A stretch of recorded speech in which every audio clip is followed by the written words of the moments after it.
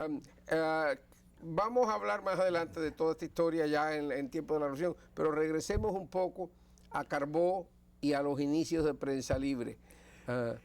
Carbó tuvo una participación política directa, como usted mismo mencionaba, con lo de la pentarquía y demás, pero también fue un hombre de armas tomar, revolucionario. Además se alzó, Ajá. se alzó. En tiempos de Machado. En tiempo de Machado, se alzó. Que cogieron a todo el mundo, menos a él, que se pudo escapar por la sierra. Y entonces la esposa fue a ver a Barceló, que era gobernador de Oriente. Y le dijo a Barceló que quería verlo. Entonces Barceló, cuando una dama quería verlo, pues efectivamente lo aceptaba. Le dijo, señora, ¿qué cosa de qué puedo servirla? Dice, mire, señor Barceló, están buscando a Sergio, a Carbó, mi esposo. Él está escondido en la sierra, pero lo encontrarán, y cuando lo encuentran, lo matan. Yo vengo a decirle a usted que sería muy hermoso que usted diera la posibilidad de sacarlo de ahí y embarcarlo fuera, para cualquier parte, pero salvarle la vida. Una mujer está ante usted, una esposa, que está a punto de perder a su marido, a rogarle que usted, como cubano y como hombre, se sirva a ayudar a este otro hombre que está en estas condiciones y que no puede resolverlo. Entonces Barceló le dijo, señora, usted sabe lo que usted me está pidiendo. Y se le decía, sí, yo lo sé, pero sé que también usted es un hombre para pedirle esas cosas. Dice, bueno, vamos a resolverlo. Entonces mandó a buscarlo, ella le dijo dónde estaba, fue a buscarlo, Barceló lo metió en su casa. Allá trajo a aquel que tocaba guitarra, Haciendo Garay, para que tocara por las noches y lo tuviera distraído. Y entonces así lo cogió, lo metió en un barco y lo batió para la República Dominicana. Eso pasó así. Cae Machado. Viene Carbó. Ya, Carbó es uno de los que luchó contra Machado y es un hombre de importancia. Y entonces viene una persona ahí a ver a Carbó y a decirle, Carbó,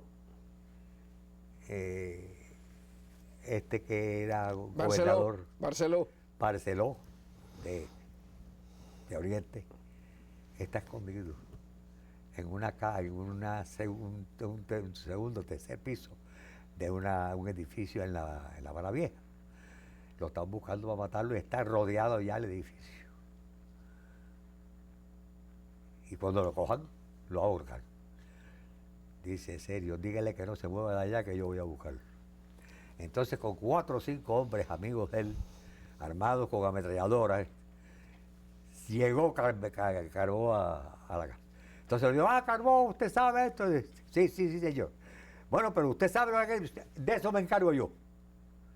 Que nadie se mueva aquí. Yo soy el que me encargo. Cogió, subió, agarró a Barceló, lo bajó y entonces, usted se encarga, hay que matar a ese tipo que tal. Sí, yo me encargo, fuera de aquí, todo, quítese alrededor. Y sacó a Barceló, lo metió en un barco y lo metió para Santo Domingo. Favor con favor se paga. Favor con favor se paga. Eso lo hizo y en aquel momento había que tener impulso para hacerlo porque la gente estaba ávida usted diría, Medrano, que en la política cubana, más allá de sus encontronazos, sus defectos, sus cosas feas, tristes que puede haber habido, había sí ese grado, digamos, de caballerosidad entre rivales, de entendimiento, si se quiere, de caballerosidad. Sí, porque todavía la caballerosidad era un valor moral, ético, que tenía el cubano y que actualmente ya no es tan extendido en el pueblo. Pero antes, en esa época, si el cubano sentía esa inclinación a la respuesta digna, a la respuesta decorosa, a la cosa límpida, de que dijeran, este señor tiene dignidad y sabe agradecer favores. Eso lo había entonces con mucha más. No es solamente cantidad, sino calidad que la que tenemos hoy. Ese era Sergio Carbó, este hombre. Llegó usted a establecer, me imagino, una amistad estrecha con él. Muy estrecha, tan estrecha que yo le quiero decir que cuando se acabó lo de la Marina, que nosotros protestamos, de ahí vinieron 4 o 5 artículos muy fuertes, que después le puedo dar los nombres de los artículos, por la forma en que ellos actuaban. Y sobre todo porque hay un artículo que sale a criticar el entierro que hacen del diario La Marina en la entrada de la escalerata de la universidad. Y entonces yo hice un artículo diciendo: ver enterrar un periódico al pie de un centro de justicia, al pie de un centro educacional, es como ver enterrar un código al pie de un tribunal de justicia. Y entonces por ahí vino otro artículo muy fuerte, y entonces a los 4 o 5 días ya esos artículos estuvo ante Cuba. Y el ante Cuba fue que me dijeron los 2 señores que tenían ellos disfrazados de correctores de pruebas. Esos eran dos agentes. Y entonces él dijeron: ese artículo no puede salir del periódico con ese artículo. Y cuando me lo informaron, digo yo, sin ese artículo es como no sale el periódico.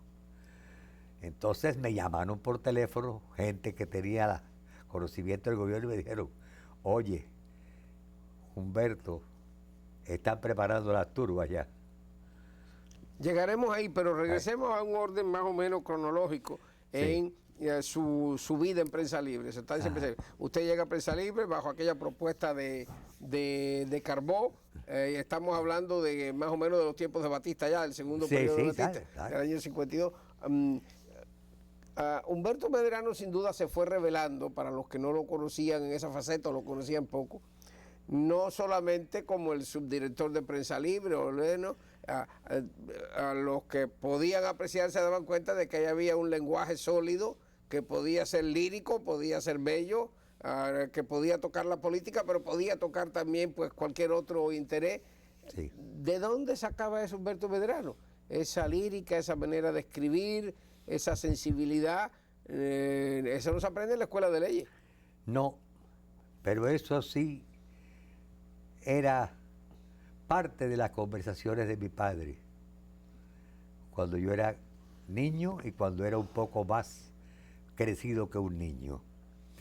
Empezó diciéndome: yo he leído cosas que tú has escrito en el colegio.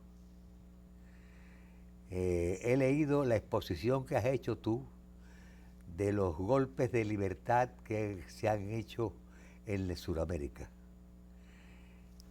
He visto también las cosas que tú has hecho en matemáticas. De entrada te digo que te dediques a cualquier cosa menos a los números, porque no das la talla. Pero sí, dedícate a la manera de enfocar la conducta del ser humano desde el punto de vista de lo que ese ser humano tiene dentro, de cómo ve la vida ese ser humano, de cómo es la vida a su alrededor, Y eso sí es algo que tú puedes hacer, pero no te metas con los números jamás, porque que eso no sirve. Y entonces me acuerdo que empezamos a conversar sobre, papá, ¿qué fue lo que te dio a ti el impulso para decirle a Martí, yo vuelvo a mi patria, pero mi patria es libre y la suya no? Y usted habla en una forma de esa patria que hay que estar de acuerdo con lo que usted dice. ¿Qué fue eso que tú hiciste, que no era tu patria? ¿Por qué lo hiciste? ¿Por qué lo dijiste? Y entonces venía el chorro de información que mejor podía tener un hijo de su padre. Entonces me decía, los seres humanos, de acuerdo que esto no se me olvidará jamás, los seres humanos tienen muy poca oportunidad de hacer cosas grandiosas, cosas que revelen su verdadera estatura moral. Y yo la tuve, la oportunidad, y me decidí a no perderla. ¿Usted diría entonces que el ejemplo y las conversaciones con su padre de alguna manera fueron los que moldearon el intelecto, su intelecto, su manera de ver la vida? Yo lo creo así. Yo lo creo así porque fueron muchas las ocasiones en que él me enseñó que la limpidez de la conducta de un ser humano, que la manera de un ser humano de ver las cosas en la vida, no a través del interés personal, sino a través del interés de su fe, de su pensamiento, de sus ilusiones, o de las ilusiones que él vea en los demás y que las comparta, es lo que efectivamente le da un valor humano que es a veces inexplicable, pero muy necesario para cualquier persona para tenerse el respeto a sí mismo y adquirir el respeto de los demás. Regresemos a Prensa Libre y Batista. ¿Cómo se va desarrollando aquello en la lucha contra Batista, las relaciones con la oposición? Fidel Castro, que ya surge como figura tras el ataque al Moncada. Cuéntenos esa parte de la historia. Aquella relación mía en aquel momento no fue muy fácil.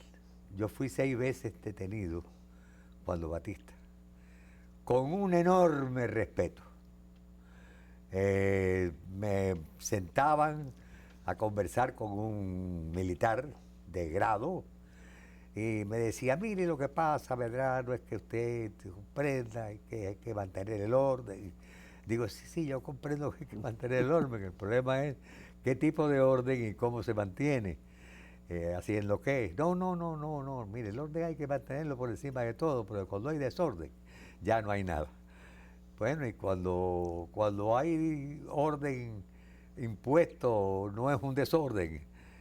Sí, pero es que es precisamente lo que evita que haya desórdenes de otro tipo. Esas eran las condiciones de conversar y después de eso había una llamada por teléfono y el tipo me decía, bueno, ya se puede marchar. Es decir, esas fueron las veces que me detuvieron. Pero era para tener conversaciones conmigo y ver cómo se me ganaba para la forma en que ellos actuaban. Pero más nada. Entonces, yo seguía en mi manera de pensar y de decir las cosas y seguía, y Carbó jamás me dijo de atrás, no tanto por aquí, no tanto por allá. ¿No lo presionó de ninguna manera? En lo absoluto. En lo absoluto. Es más, que daba orden de que se tuviera cuidado con la claridad de mis artículos, que tal y cual, que los inspectores de prueba que vieran bien las cosas y tal y cual.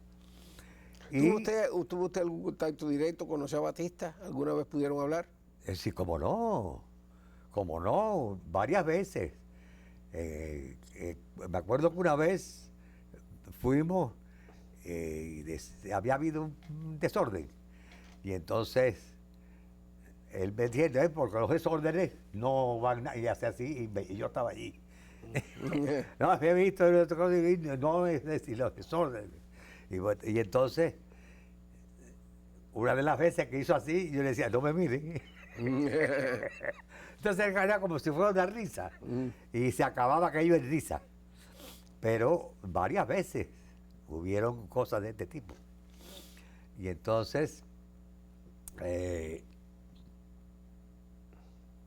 vinieron cosas a veces muy serias. Son tantas que... ¿Qué impresión le dio a usted Fulgencio Batista como persona, como Fulgencio político? Batista me dio la impresión de ser un militar de nacimiento, como que dice, con ganas de tener el poder.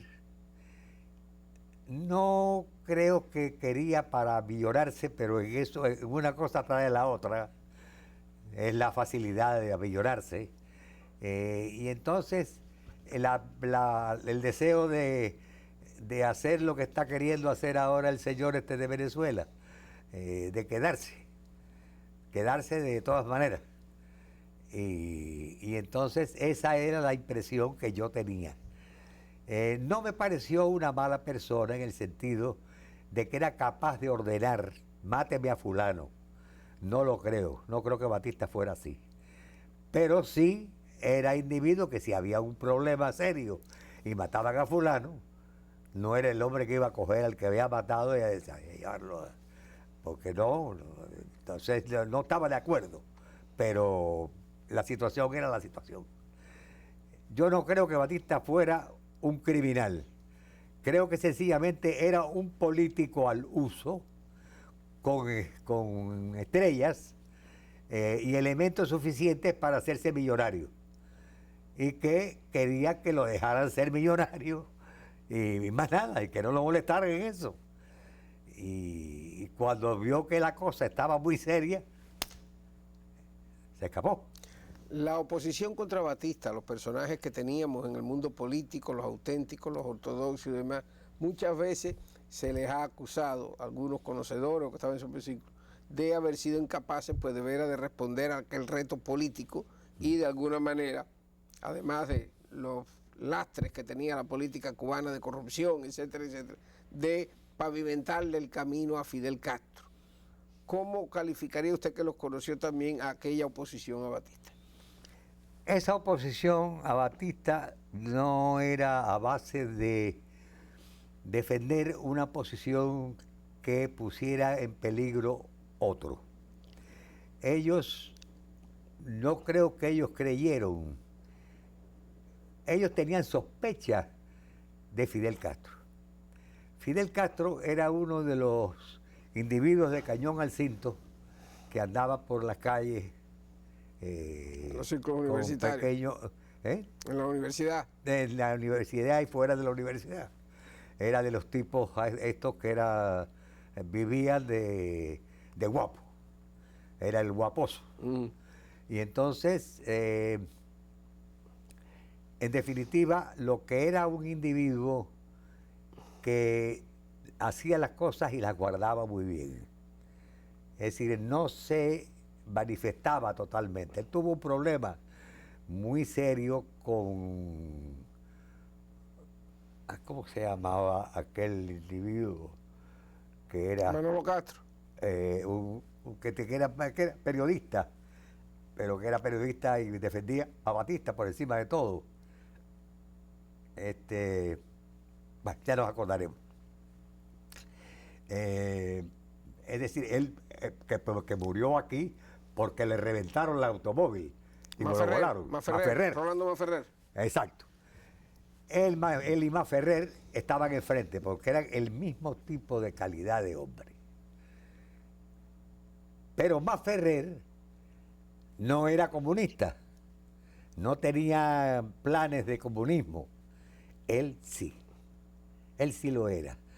Había habido siempre un gran error al creer que el verdadero comunista era Raúl. No. Comunista verdadero fue Fidel Castro. Desde el primer momento. Pero antes de llegar a Fidel Castro, que Sí. sin duda va a ocupar un buen capítulo en todo esto, cuando hablamos de la oposición a Batista, aquellos dirigentes como Prío, Grau, Márquez Sterling, Chivaje, etcétera, etcétera, ¿cómo los mira Humberto Medrano, que desde su atalaya periodística pues tenía que seguir paso a paso aquellos personajes y sus actividades? ¿Dónde fallaron? Estos señores todos eran demasiado políticos, o le llamaría a otros politiqueros. Y no creo que ellos estuvieran muy conscientes, ni conocían a Fidel Castro, ni les importaba saber, lo creyeron que la política y las posibilidades económicas de ofrecer facilidades eran capaces de poder enturbiar el camino de cualquiera que lo quisiera seguir para tumbar el gobierno, o que pudiera convencer a cualquiera de que se estuviera tranquilo, porque eso le iba a causar algo de importancia a su economía.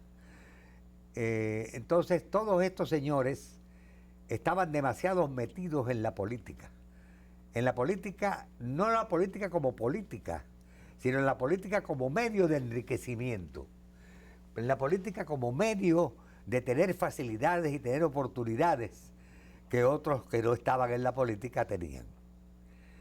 Y entonces ellos no eran capaces de poder saber hasta qué punto llegaba la peligrosidad de un individuo, porque los que ellos conocían hasta ese momento era una peligrosidad muy sana, muy tranquila, que eran peligrosidades que se quitaban con plata.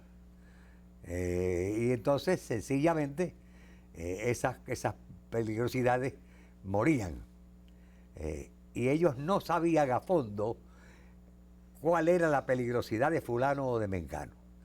Y creían que todos eran iguales. Y no sabían lo de Fidel Castro. Fidel Castro sí fue comunista toda su vida. ¿Y por qué estos personajes que hemos citado, junto con otros elementos de la política cubana, no pudieron darle precisamente una salida precisamente política a la situación aquella?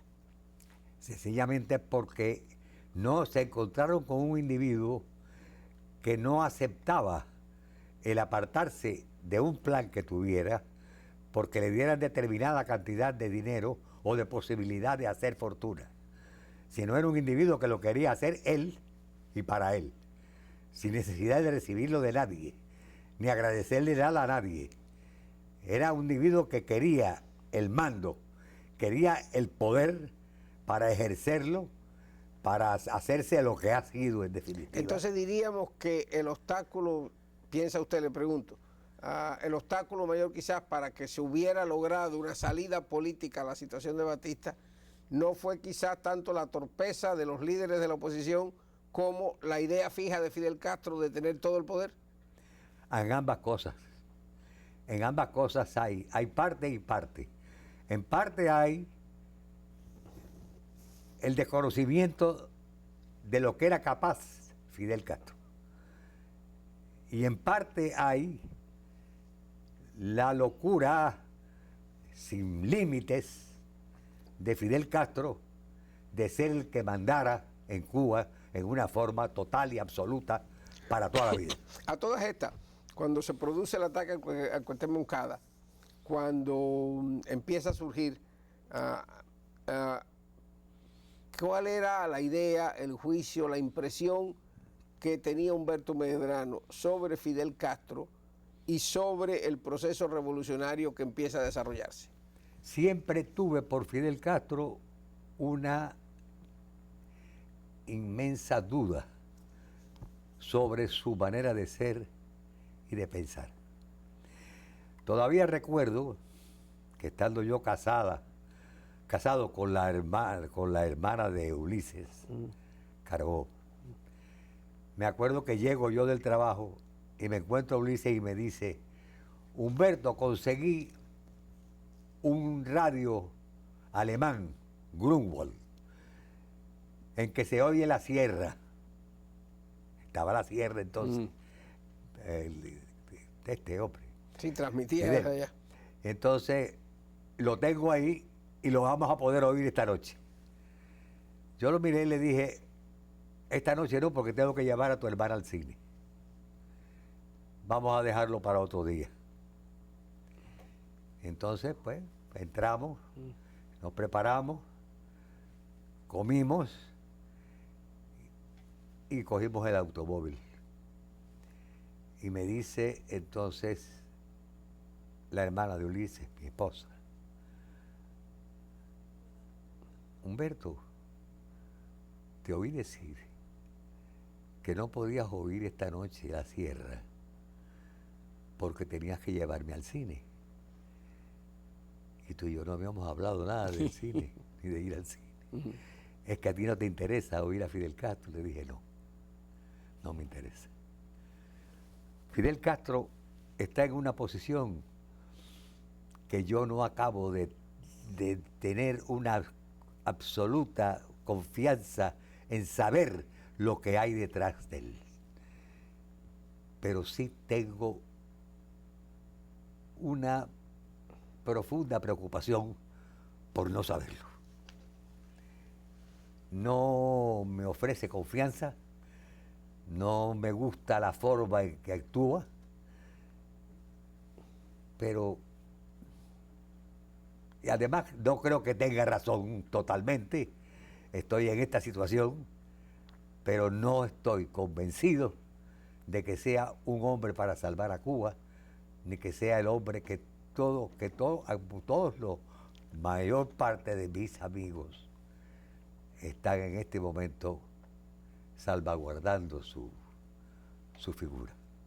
O sea, podemos decir que Humberto Medrano era cauteloso, era escéptico Sí, en cuanto a la figura de Fidel Castro. exacto. Lógicamente ya vamos a entrar en el periodo revolucionario, la caída de Batista y demás. Pero antes de llegar ahí, Humberto Medrano, se ha discutido mucho en el paso del tiempo, sobre todo en el paso de este periodo de la historia de Cuba, si en Cuba alguna vez, en la Cuba republicana, antes de que cayera en manos del castrismo y demás, si alguna vez hubo de veras libertad de prensa, hasta qué punto se respetó la prensa, hasta qué punto la prensa se vendía o no se vendía, según el lenguaje popular de la calle. ¿Cómo calificaría usted en términos generales esos tópicos, la prensa, la libertad de prensa en Cuba antes de la revolución?